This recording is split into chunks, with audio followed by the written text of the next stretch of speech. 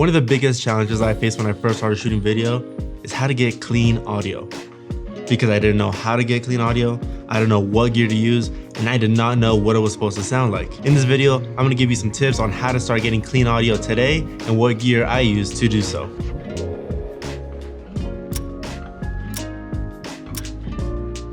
What's going on, guys? My name's Eric, videographer and editor for Inceptions Media and Films by Inceptions. And I feel audio's always been one of those really daunting tasks because not everybody knows a lot about it. It's always just like that one like weird thing in the corner that everybody knows it's important, but nobody really knows like how to start getting good, clean audio. For me, audio is one of those things that just took me a while to get the hang of, but once you kind of get the hang of it, it's a lot simpler than you might think it is. I learned how to use a camera fairly quickly. Lighting was kind of next to it. I saw those two kind of go hand in hand, but audio was one of those things that always just slipped my mind. I was like, yeah, I'll learn about it, and I never really did until like the time came for me to actually get down to it. And I mean, at some point in your filmmaking career, you're gonna have to learn whether you want to or not. It's always better as a filmmaker, whether you actually want to be doing the physical, like actually recording and stuff, or you want to be more like director, stuff like that. It's always better if you actually know how to use everything, because if people have questions on set, they're always going to come back to the director or someone higher up than them to really answer those questions for them. So it's always good for you to know everything that's going on set, including audio. Before you go out and buying like all kinds of gear and stuff, first you have to figure out what you're shooting. Because once you figure out what you're shooting, it's gonna be a lot easier to actually be able to figure out what gear you might need. So for example, you might be shooting sit-down interviews, which, you know, recording for that stuff might be a little different than for weddings, for example. And that might be different than things like films and movies, you know? They all kind of have their own little niche that you might not need certain types of equipment for others, and others will work across the spectrum like no matter what. So here on the table, I have just different pieces of equipment that I use for my shoots personally, but they each kind of have their own use. I don't take them all to one shoot, but I do know how to like pick and choose which ones I'm gonna need for which. So let me just start by kind of going through them and kind of explaining to you guys like what they are and what kind of I use them for. Let's start with the shotgun mic. These are very common. This is the Rode VideoMic Pro, and this one just goes on top of the camera onto the hot shoe mount. So I don't know if you can see there, kind of block out my face. It just attaches here on the bottom onto your hot shoe mount, and then on the side of the camera it has like a mic input that you just kind of just plug this one into. And this, I would say, is a great beginner mic to start out with, no matter what you're shooting, really, because it's gonna give you better sounding audio than straight out the camera. So right off the bat, you're already stepping your game up quite a bit than just having that straight out of camera audio, because we've all been there. We've all tried to use that straight out of camera audio, and it's not good. Trust me. You might think it's good. You might think you can just fix it in post, you know, right? But don't do that. This will automatically start getting you to step up your audio game quite a bit. Next up, I have the lav mic right here. Let me see if you guys can see that a little bit. Yeah. This is the Tascam DR10L. This is a lavalier microphone, but the cool thing about these is that like any other lavalier microphone, you can just get it. You can just clip it onto your subject or whoever you're shooting. This one has like a little clip, so you can just literally clip it right here onto the inside of the shirt or whatever. This is just for example, so you guys can kind of see it. And these will actually record to itself, so you don't need to have like a receiver or transmitter. On here, you just flip it on. You just flip it back up to start recording, and that's pretty much it. Like, you can just put this on your subject, tuck it away, put it in their pockets or whatever. You could actually like slip it under their shirt. I have these little stickies that you can actually just take this clip off of it and actually just stick this mic to just like the person's chest, and it'll like really help it hide it quite a bit. But these are good when you want to start stepping up your audio game for sure, because you can literally just put these on your subject, and your subject can walk around. So as opposed to the on-camera shotgun mic that I showed you guys previously here, it's not gonna be as good because your subject's gonna have to be very close for you to be able to hear it. And with the lavalier microphone like this one, you can literally just stick it on your subject, and your subject can walk around freely in the frame. The only downside to this is that you can't monitor the audio, so you're really just gonna have to flip it up, start recording. Then it's kind of like cross your fingers, you know, hope it works. But other than that, it's a really good mic to kind of start stepping up your audio game. So up next, I have this small Sony recorder. You guys can see it. There you go. This is very small, as you can tell. It's like way smaller than my hand.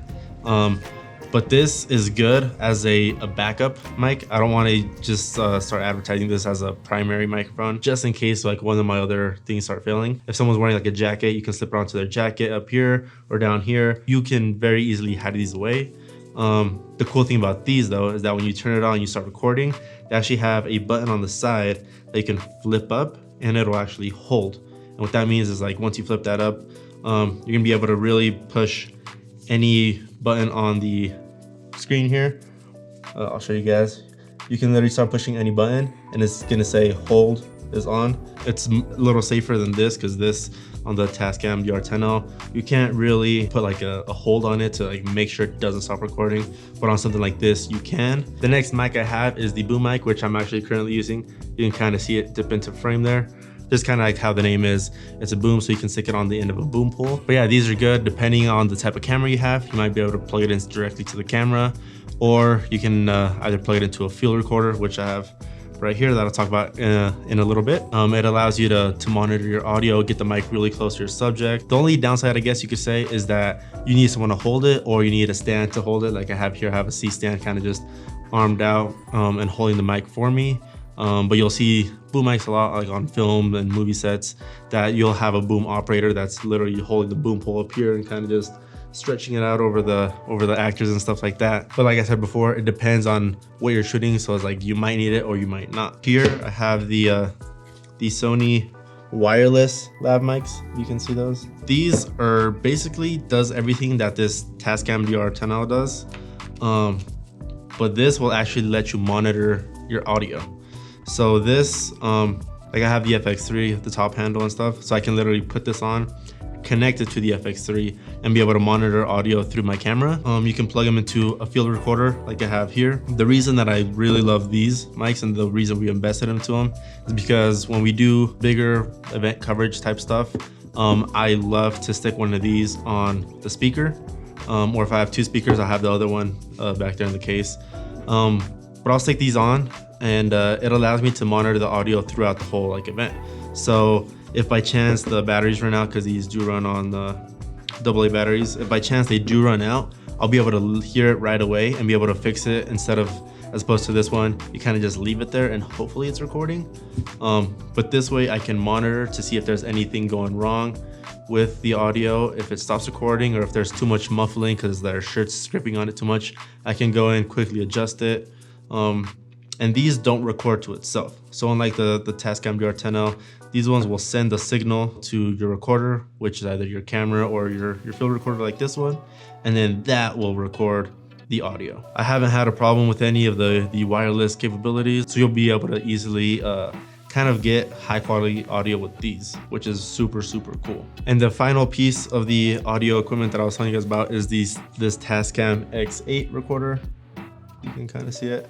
I kind of talked about this in the unboxing video that you guys saw before. This one records in 32-bit float audio, which some of you guys might be fairly new to audio. One of the biggest challenges you kind of face sometimes is when your audio is peaking.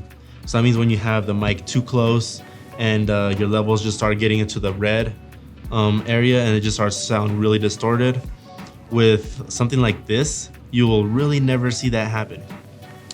Because the 32-bit float, it allows the recorder to kind of just float up to that frequency that it's recording or to that decibel level that it's recording and kind of preserve it. So you can record it peaking all you want, but when you take it into the editing room, you'll be able to pull that down and you really won't have any peaking after that. Another reason we went with this one is because it has just different input channels. You can literally put 1, 2, on this side, 3, 4 on this side. You could use these top mics. You can pull them out, stick aux in there. So these are really versatile and they'll really be able to handle anything that you throw at them. It's all touchscreen, so it makes it very easy to use. These inputs on the side is XLR and quarter. So it's a dual input. You can stick XLR, you can pull it back out, stick 1/4 inch in there, or you can just fill all the inputs up. It does come with like a little bit of a heftier price tag, so once you actually start needing stuff like that is when I really suggest to start investing into stuff like that. But just because it's cheaper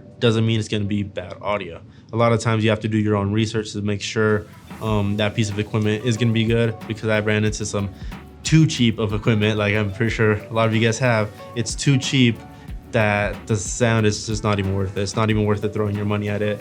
It's always better to invest in better quality stuff, even though it's going to be a little bit more expensive. As you start building out your kit and everything, it's better to invest into it a little bit so you can have gear that's actually going to be able to last you 1 or 2 or however many years down the road. And after you guys try some of this stuff and you guys like it, or if you guys don't like it, please just come back, leave me a comment down below, kind of just sharing your experiences. Or if you have any questions, you can also just leave that in the comments as well. Thank you guys so much for tuning in, and I'll catch you guys in the next one. Peace.